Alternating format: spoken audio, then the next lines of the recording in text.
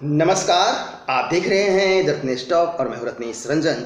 मेरे सभी सामाजिक परिवार के सदस्यों का बहुत बहुत स्वागत है। धर्मनिरपेक्षता सेकुलरिज्म के नाम पर जो नौटंकियां पिछले 70 साल से चला आ रहा है वो किसी से छिपा हुआ नहीं है। संविधान में एक तरफ बराबर अधिकार देने की बात कही गई है तो दूसरी तरफ कांग्रेसी सरकार ने चोर दरवाजे या यूं कहें पीछे के दरवाजे बैक डोर से यह भी व्यवस्था कर दिया कि कुरान पढ़ाना कानूनन जायज है, लेकिन हिंदू समाज वेद पुराण गीता रामायण महाभारत ये नहीं पढ़ा सकता है, ये गैर कानूनी है। मेरा सवाल ये है कि धार्मिक शिक्षा पे अल्पसंख्यक बनाम बहुसंख्यक क्यों? धार्मिक शिक्षा पर एक देश एक विधान क्यों नहीं? धार्मिक शिक्षा पे समान अधिकार क्यों नहीं? अभी हाल में ही आसाम के हेमंता विश्व शर्मा ने चीफ मिनिस्टर बनते ही अचानक ऐसा फैसला किया जो कि अब तक अविश्वसनीय अकल्पनीय था, जो अब पिछले 70 सालों में अब तक नहीं हुआ था, वो अब होने जा रहा है, अब होगा। जब नेता आपका निर्णायक होता है, गट्स वाला होता है, हिम्मत वाला होता है, कठोर निर्णय वाला होता है, तो बेईमान चोर बिल में घुसना शुरू कर देते हैं। और अपराधी तत्व के जो लोग हैं, उत्तर प्रदेश में हमने देखा है, हम सभी ने, कि किस तरह से चोर बेईमान अपराधी प्रवृत्ति के जो लोग हैं अपने आप को ही थाने में ले जाकर के कह रहे हैं, अदालत के सामने उपस्थित होकर कह रहे हैं कि उनकी जमानत रद्द कर दी जाए। वो जमानत पे नहीं रहना चाहते हैं, जेल ही उनके लिए सुरक्षित जगह है। तो ये था योगी जी का शासन व्यवस्था। चूंकि योगी जी ने कहा था कि अपराधी या तो अपराध छोड़ दें या राज्य छोड़ दें, नहीं तो ऊपर जाने के लिए आप तैयार रहें। यह व्यवस्था हमने देखा है। आपने ऐसा कहीं देखा है, सुना है कि अपराधी स्वयं ही थाने में जा रहा हो, अदालत में उपस्थित होकर के अपने आप को जेल में बंद करवा रहा हो? लेकिन ऐसा संभव हुआ सिर्फ और सिर्फ योगी जी के शासनकाल में, जब अपराधी ऐसा कह रहा होता है। इतना कुछ होने के बाद भी योगी जी 3.5 साल गुजरने के बाद भी वो नहीं कर पाए, वो करने की हिम्मत नहीं दिखा पाए जो आसाम के चीफ मिनिस्टर हेमंता विश्व शर्मा जी ने कर दिखाया है। एक ऐसा नेता जो खुले तौर पे कहता हो कि उसे मुसलमानों की वोट की आवश्यकता नहीं है, ताल ठोक के कहता हो, और चुनाव बाद सीएम बनते ही राज्य के मदरसों को बंद कराने का आदेश देते हैं और मदरसों को स्कूल में परिवर्तित करने का भी आदेश देते हैं। सीएम बनते ही 1 महीने के अंदर अंदर जिस तरह से उत्तर प्रदेश में अपराधी स्वयं आ रहे थे, तो आसाम में भी एक अलगाववादी संगठन है, सेपरेटिस्ट है ये ऑर्गेनाइजेशन उल्फा, वो हेमंता विश्व शर्मा के सीएम पद के शपथ लेते ही 1 महीने के अंदर अंदर पनाह मांग रहा है, शरण मांग रहा है। तो यह भी हमें गौर करना पड़ेगा, विचार करना पड़ेगा कि आखिर ऐसा क्या बात है हेमंता विश्व शर्मा जी में जो एक आतंकी संगठन पनाह मांग रहा है। इस उल्फा वाले मुद्दे पे मैं इसी वीडियो में बात करूंगा थोड़ी देर बाद। पहले मैं मदरसे वाले मुद्दे पे बात करता हूं आपसे कि बीजेपी ने वो कदम उठाया है, इस पार्टी ने, जिसकी उम्मीद सभी राष्ट्रवादियों को थी। राज्य स्तर पर से सही उठाया, तो कम से कम शुरुआत तो हुई, श्री गणेश तो हुआ। राजनीतिक मिजाज, सोच, तरीका अब बदलने जा रहा है, बदलने वाला है, यकीन मानिए। हम सभी बातचीत के दौरान अक्सर कहा करते हैं, अरे यार मदरसों छाप वाली बात मत किया कर। जब कभी भी कोई तर्कहीन तथ्यहीन बात कर रहा होता है सोशल मीडिया पर, तो अब यह भी लोग कहने लगे हैं कि क्या हेमंता विश्व शर्मा अपडेटेड वर्जन है योगी जी का।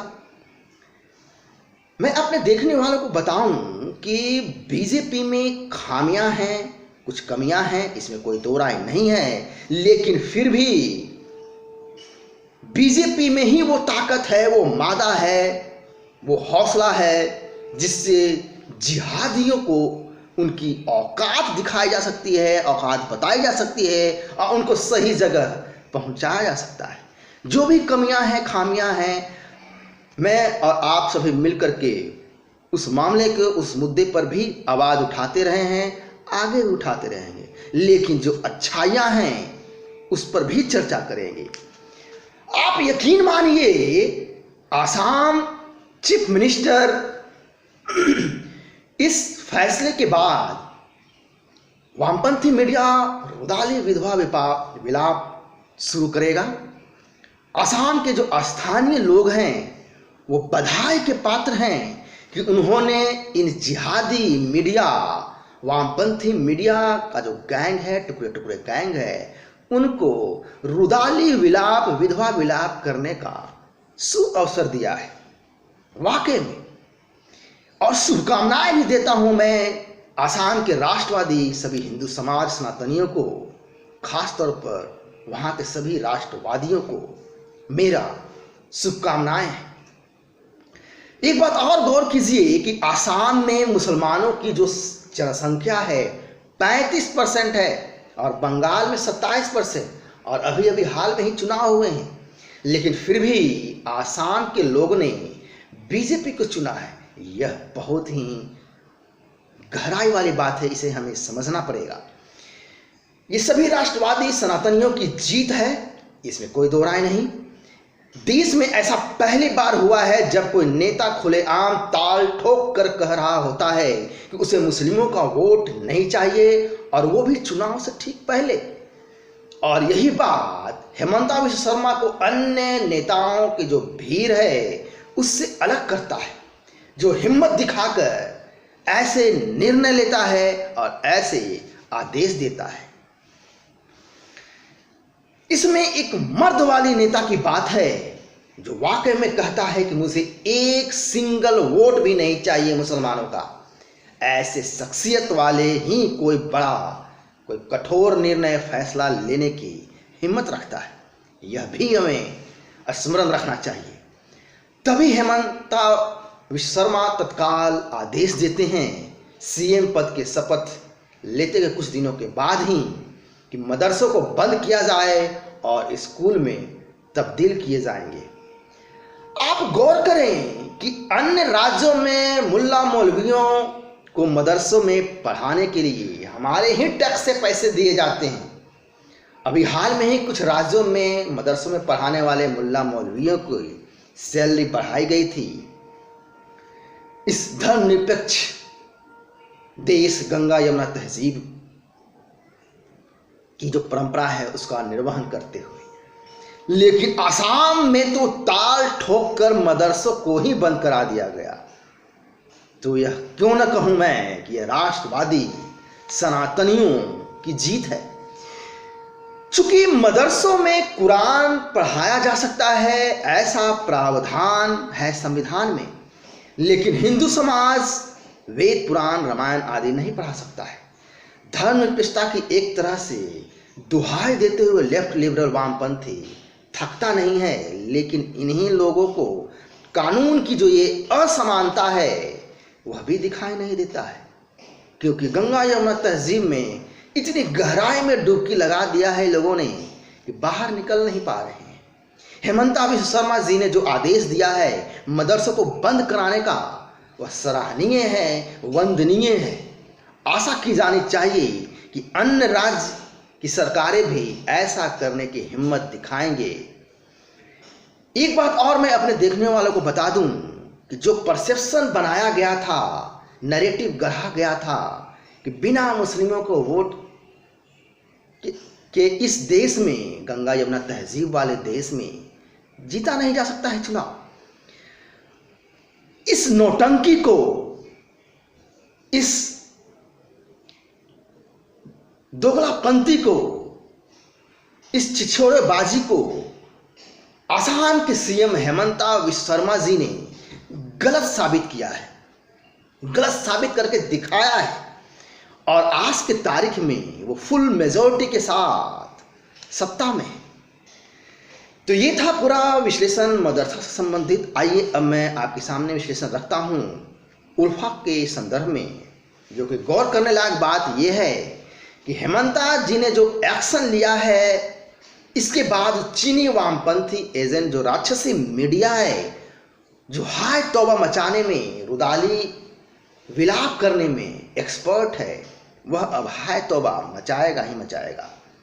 ये सभी सीएम के पीछे पड़ जाएंगे, हेमंता को परेशान बर्बाद करने, आसाम को तबाह करने का पूरा वामपंथी जो मीडिया लॉबी है, बड़े ही बेशर्मी निर्लजता के साथ लाल झंडा उठाते हुए बेतुका बयानबाजी भी अवश्य करेंगे। इन सबों के बीच ये कहना गलत न होगा कि नॉर्थ ईस्ट में, भारत में, पूर्वोत्तर भारत में हेमंता विश्व शर्मा के तौर पर एक मजबूत नेता मिला है, जो किसी डर के परे, डर से बाहर निकलकर फैसला लेता है। उल्फा सीज फायर की बात करता है, लेकिन सीएम का कहना है कि सीज फायर के दौरान उल्फा की एक्टिविटी क्या रहेगी, उसका नेक्स्ट स्टेप क्या रहेगा, इसका कोई अता पता नहीं है, और जो कि हमें होना चाहिए। इसके आगे हेमंता विश्व शर्मा का कहना कि सीज फायर की बात सकारात्मक है और वह स्वयं भी सकारात्मक हैं हेमंता जी, लेकिन सरकार यदि पुलिस ऑपरेशन और आर्मी ऑपरेशन को बंद करेगी तो इसमें समय लगेगा। इस स्थिति में आने पर सिर्फ उल्फा के सीज फायर की बात पर सरकार अपने तरफ से भी सीज फायर करे, ऐसा तर्कसंगत लगता नहीं है। यानी कि कुल मिलाकर के इस आतंकी संगठन, अलगाववादी संगठन उल्फा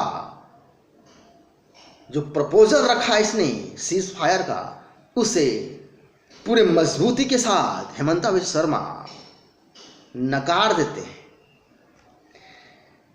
कुल मिलाकर के उल्फा के सीज फायर की बात को तवज्जो नहीं दिया हेमंता विश्व शर्मा ने, जो कि यह भी काबिले तारीफ है। तो ये था पूरा विश्लेषण। आशा करता हूं आपको ये विश्लेषण अच्छा लगा होगा।